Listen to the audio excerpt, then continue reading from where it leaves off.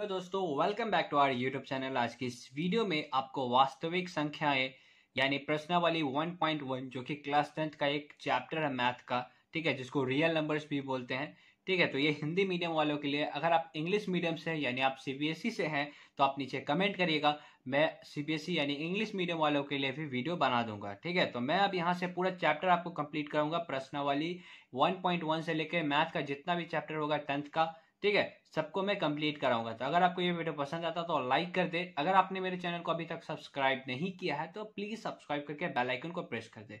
तो चलिए आज के इस वीडियो को स्टार्ट करते हैं। तो देखिए, पहला क्वेश्चन क्या है।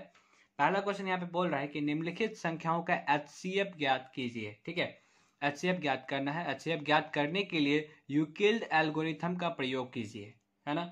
तो देखिए, एचसीएफ पूछ रहा है तो आप लोग भी सोच रहे होंगे कि सर 10th क्लास में एचसीएफ पूछ रहा है, जो कि हम लोग बहुत पहले पढ़ के आए हैं, 6-7 में पढ़ के आए हैं, वो चीज 10th में पूछ रहा है। तो जो पहले वाला तो होगा ही नहीं, है ना। पहले जैसे हम लोग निकालते थे वैसे तो निकालना होगा नहीं, इसमें कुछ ना कुछ तो अलग होगा। तो कुछ ना कुछ क्या अलग है, तो ये अलग है यूक्लिड एल्गोरिथम, जिसको हम लोग क्या बोलते हैं, यूक्लिड विभाजन प्रमेय के नाम से भी जानते हैं। तो आप याद रखिएगा, दोनों एक ही है, यूक्लिड एल्गोरिथम या फिर यूक्लिड विभाजन प्रमेय। यूक्लिड एल्गोरिथम का प्रयोग करके कैसे सॉल्व करेंगे। तो सबसे पहले यहाँ पे देखेंगे कि इस दोनों डिजिट में से कौन सा बड़ा है, 225 बड़ा है या फिर 135 बड़ा है। तो यहाँ से हमको पता चल रहा है कि 225 जो है वो बड़ा है। ठीक है, तो यहाँ पे पहले ये स्टेप लिख देंगे कि 225 बड़ा है। उसके बाद लिखेंगे यूक्लिड एल्गोरिथम से, है ना। तो यूक्लिड एल्गोरिथम है कि आपका, तो ए बराबर बी क्यू प्लस आर, इसी को क्या बोलते हैं, यूक्लिड एल्गोरिथम बोलते हैं। अब बोलेंगे सर यहाँ पे ए क्या है, बी क्या है, क्यू क्या है, आर क्या है। तो देखिए, कुछ नहीं है, जैसा कि आप बचपन में पढ़ के आ रहे हैं, भाग सेम वही है। देखिए, भाग आपने तो पढ़ा ही होगा। जैसे मान के चलिए 4 को अगर आपको 2 से डिवाइड करना है, ठीक है, 4 को अगर आपको 2 से डिवाइड करना है तो कैसे करेंगे, 2 दूना 4, ऐसे ही डिवाइड करते हैं ना, है ना, ऐसे ही डिवाइड करते हैं, कट जाता है ऐसे। ठीक है, तो ये जो होता है जिससे आप डिवाइड करते हैं, इसको क्या बोलते हैं, इसको बोलते हैं हम लोग भाजक। क्या बोलते हैं, भाजक। ठीक है, और इसको क्या बोलते हैं, भाज्य। ठीक है, इसको क्या बोलते हैं, भाज्य, आपको शायद याद होगा। और इसको क्या बोलते हैं, भागफल। क्या बोलते हैं, भागफल।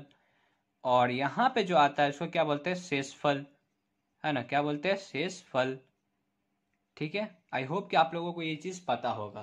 तो इसी में ये चीज है। देखिए, यहाँ पे जो ये भाज्य भाज्य है ना, भाज्य, इसी को हम लोग क्या ए से डिनोट करते हैं, किससे डिनोट करते हैं, ए से, यूक्लिड एल्गोरिथम में। तो ए क्या हो गया आपका, भाज्य हो गया, है ना। और भाजक क्या हो गया और भागफल क्या हो गया। तो देखिए, भागफल हो गया आपका क्यू, ठीक है, और भाजक आपका क्या हो गया, बी। ठीक है, और ये जो शेषफल है वो क्या हो गया, आर, आर यानी रिमाइंडर। ठीक है, तो अब देखिए यहाँ पे अगर आप 4 के इक्वल में इस सबको लिखना चाहेंगे तो कैसे लिखेंगे। तो 4 के इक्वल में हम लोग ऐसे लिख सकते हैं, 2 × 2, ऐसे ही ना लिखेंगे, 2 × 2, अब प्लस में यहाँ पे कुछ नहीं यानी 0, है ना। तो यहाँ पे देखिए वही फॉर्मूला आ गया। देखिए, ए बराबर बी क्यू प्लस आर। तो यहाँ पे देखिए ए का वैल्यू क्या आया, यहाँ पे देखिए ए का वैल्यू क्या है, 4 है, तो 4 ले लिया। समझ में आया कि ए बी क्यू और आर क्या है, ये तो समझ में आ गया होगा अब अच्छे से। चलिए, ये क्लियर हो गया आप लोगों का।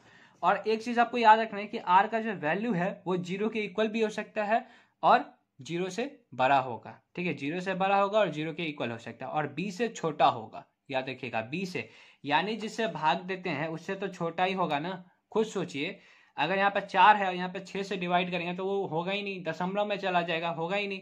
तो बी से छोटा होना चाहिए। ठीक है, आर का जो वैल्यू है वो बी से छोटा होना चाहिए। ठीक है, तो बी से छोटा होगा। अब देखिए क्या करना है, सिंपली आपको यहाँ पे लिख देना है 225। जो बड़ा है वो ए का वैल्यू हो जाएगा 225, तो यहाँ पे 225 मैंने लिख दिया। और बी क्यू प्लस आर आप लाएंगे कहाँ से, अब आपके मन में वही डाउट आ रहा होगा, sir B Q plus R लाएंगे कहाँ से और इसको कैसे करेंगे। तो देखिए, आपको कुछ नहीं करना है, जो छोटा नंबर है ना, तो छोटा नंबर को पहले आप ले लीजिए। तो छोटा नंबर आपका क्या है, 135, तो 135 को ले लिया और 225 में डिवाइड कर दीजिए, बड़ा नंबर में डिवाइड कर दीजिए। तो डिवाइड करने पे देखिए क्या आएगा, सबसे इजी तरीका मैं बता रहा हूँ। तो एक बार में लगेगा, तो एक बार में क्या हो जाएगा, यहाँ पे 135 और इसमें से घटा लीजिए तो क्या हो जाएगा, यहाँ पे कितना आ जाएगा आपका 90। ठीक है, अब यहाँ पे जो 135 है उसको सेम टू सेम यहाँ पे उतार दीजिए। ठीक है, 135 यहाँ पे आ गया। अब फिर से इसमें आप डिवाइड लगाइए, तो डिवाइड लगाएंगे तो कितना बार में जाएगा, एक बार में। ठीक है, तो एक बार में लगाने के बाद कितना आ जाएगा, यहाँ पे आपको 45 आया, है ना। 45 आया, अब यहाँ पे 90 है तो 90 को यहाँ पे उतारते ही जाइए। ठीक है, तो यहाँ पे उतार देंगे तो कितने बार में कटेगा ये, 2 बार में। तो 2 बार में ये पूरा पूरा कट गया।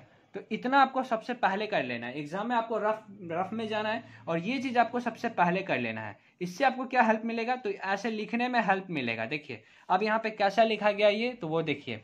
अब देखिए यहाँ पे ए की जगह पे क्या है आपका 225, तो 225 को लिख दिया गया है, ठीक है। और 135 बी की जगह पे, तो 135 बी की जगह पे आ गया, है ना। और यहाँ पे देखिए क्यू की जगह पे क्या है, यहाँ पे 1 है तो यहाँ पे 1 लिखा गया, है ना। और आर यानी रिमाइंडर कितना है फर्स्ट बार में, तो 90 आया, तो +90। समझ में आया। तो वैसे अगर आप जाएंगे तो हार्ड पड़ जाएगा आपको, ठीक है। ऐसे अगर आप करेंगे तो आपको इजी हो जाएगा। एक बार में आप पहले भाग कर लीजिए और ऐसे आप इसको सजाते जाइए a+b+r के फॉर्म में। ये क्लियर है। अब देखिए क्या हुआ कि यहाँ पे जो 90 है वो 0, मतलब यहाँ पे जो r है ना वो 0 आना चाहिए, तभी हम लोगों का HCF मिलेगा, ठीक है। तो यहाँ पे ये जो 90 है वो 0 के इक्वल तो नहीं है, तो यहाँ पर शेषफल 0 नहीं आया। इसका मतलब ये जो प्रक्रिया है वो आगे भी बढ़ेगी, ठीक है, यानी आगे भी ये प्रक्रिया चलते रहेगी, ठीक है। तो आगे आप किसको लेंगे, आप 135 में डिवाइड लगाएं, तो 135 अब आपका ए बनेगा। देखिए अब जो अगली बार हम लोगों ने डिवाइड किया था, यहाँ पे भाग दिया था, तो अब यहाँ पे ए कौन बन रहा है, तो ए अब यहाँ पे क्या बन रहा है, 135 बन रहा है ना। तो 135 को ए की जगह पे लिखेंगे, तो 135 को मैंने ए की जगह पे लिख दिया। और बी की जगह पे देखिए क्या आ रहा है 90, तो 90 आ गया। और क्यू की जगह पे क्या आ रहा है 1, और आर की जगह पे देखिए क्या आ रहा है 45, तो यहाँ पे 45। देखिए यहाँ पे आर की जगह पे फिर से 0 नहीं आया, इसका मतलब ये जो प्रक्रिया है वो और आगे बढ़ेगी, ठीक है। तो इसको और आगे बढ़ाते हैं। यहाँ पे देखिए 45 नहीं मतलब इस बराबर का साइन का काटने का मतलब क्या है कि इक्वल नहीं है, ठीक है। तो 45 नहीं है इक्वल 0 के, तो यहाँ पे ये प्रक्रिया जो है फिर आगे बढ़ेगा। तो आप देखिए आप इस बार ए कौन बनेगा, इस बार ए बनेगा आपका 90, जैसा कि यहाँ पे मैंने भाग देके पहले ही निकाल लिया हुआ है। अगर आप ऐसे निकालने जाएंगे तो आपको समझ में नहीं आएगा कितने बार में लगेगा नहीं लगेगा, लेकिन अगर एक बार ये रफ में अगर आप कर लेंगे तो फिर आपको कोई भी डाउट नहीं आने वाला है। तो अब यहाँ पे देखिए 90 ए बन गया, तो यहाँ पे बी कौन बनेगा 45, और क्यू क्या बना यहाँ पे 2, और आर क्या हो गया यहाँ पे कुछ नहीं है यानी 0। आप देखिए यहाँ पे जो 0 आ गया ना, ये आर हम लोगों को यहाँ पे 0 ही लाना था।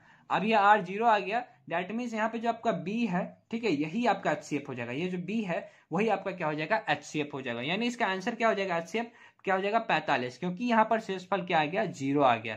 तो शेषफल 0 आ गया यानी कि बी जो है वो आपका क्या होगा HCF हो गया, ठीक है। तो ऐसे भी आप निकाल सकते थे। देखिए यहाँ पे भी HCF कितना आया 45 आया, तो ये भाग विधि से भी आप चेक कर सकते हैं। मतलब अगर आप एक बार ऐसे जो करेंगे, ठीक है, आपको ये रफ में अगर आप कर लीजिएगा ऐसे, तो आपको यहाँ पे भी आंसर मिल जाएगा और यहाँ पे भी आंसर मिल जाएगा। इससे क्या होगा कि आपका एग्जाम में कभी भी गलती होगा ही नहीं क्वेश्चन, ठीक है, कभी भी क्वेश्चन गलत होगा ही नहीं। देखिए एक तरीका और है अपने आंसर को वेरीफाई करने का। वैसे आप डिवाइड जो किए उसी से आपका आंसर वेरीफाई हो जाएगा। अगर आप फिर भी संतुष्ट नहीं होते, आपको लगता है कि सर और तरीका होना चाहिए मुझे वेरीफाई करने के लिए, तो देखिए एक तरीका मैं और बताता हूँ, लेकिन इसको एग्जाम में फॉलो नहीं करना है, क्योंकि यहाँ पे साफ शब्दों में लिखा गया है कि यूक्लिड एल्गोरिथम का प्रयोग करना है, ठीक है। तो आपको ये फॉर्मूला आपको दिखाना ही पड़ेगा, ए बराबर बी क्यू प्लस आर के फॉर्म में आपको लिखना ही होगा। लेकिन हाँ, आप आंसर निकाल लिए, उसके बाद आप वेरीफाई कर सकते हैं कि आपका जो HCF है वो सही है या नहीं। कैसे, तो देखिए आपको क्या करना है, ये 135 और 225 आप ऐसे ही लिख लीजिए। पहले 135 जिस जिसका निकालना है उसको लिख लीजिए, और इसको आवाज गुणनखंड कर दीजिए, ठीक है। आवाज गुणनखंड से इसको आप फैक्टराइज कर लीजिए, तो क्या हो जाएगा 3 से लगेगा 3 चौका 12, 3 पंचे 15, फिर 3 से लगेगा तो कितना हो जाएगा 3 का 3, 3 पंचे 15, फिर 3 से लगेगा 3 पंचे 15, ठीक है। अब खत्म। अब यहाँ पे फिर से लगाते हैं 3 से, तो 3 7 21, 3 पंचे 15। अब यहाँ पे 3 से लगेगा 3 दूना 6, 3 पंचे 15। अब यहाँ पे 5 से 5 से 25। जो जो आपको दोनों में कॉमन है ना वही हो गया आपका HCF। देखिए दोनों में कौन कौन सा कॉमन है, ये 3 कॉमन है, यानी एक 3 आ गया, ठीक है। यहाँ पे एक 3 है, यहाँ पे भी एक 3 है, तो एक 3 यहाँ पे आ गया। अब देखिए क्या कॉमन है, अब 3 तो कॉमन नहीं है, अब 5 कॉमन है एक, तो एक 5 कॉमन है, तो एक 5 कॉमन है। अब सबको मल्टीप्लाई कर दीजिए, तो कितना हो गया 3 3 9, और 9 पंचे कितना हो गया 45, यानी HCF कितना आया है आपका, आना चाहिए 45, ठीक है। तो ऐसे भी आपने चेक कर लिया कि आपका जो HCF निकला है फाइनल आंसर में HCF 45 वो बिल्कुल सही है। और ये जो आपने यहाँ पे भाग करके निकाला था उससे भी आपको पता चल गया था कि HCF आपका क्या आने वाला है 45। तो ठीक है, तो आपको एग्जाम में यही चीज आपको पहले कर लेना है। इससे क्या होगा, इस फॉर्म में आपको सजाना जो है, अरेंज करना जो है वो काफी ईजी हो जाएगा। ऐसे अगर आप माइंड से करना चाहेंगे ना तो थोड़ा दिक्कत होगा आपको डिवाइड वाइड करने में, ठीक है। आप गलती भी कर सकते हैं, हो सकता है आपका गलत आंसर आ जाए। तो आई होप कि आप लोगों को ये वीडियो पसंद आया होगा। अगर पसंद आया तो लाइक कमेंट शेयर करके जाइएगा, और नए हैं चैनल पे तो सब्सक्राइब करके बेल आइकन को प्रेस कर दीजिएगा। तो मिलते हैं नेक्स्ट वीडियो में, तब तक अपना ध्यान रखिए। जय हिंद, जय भारत।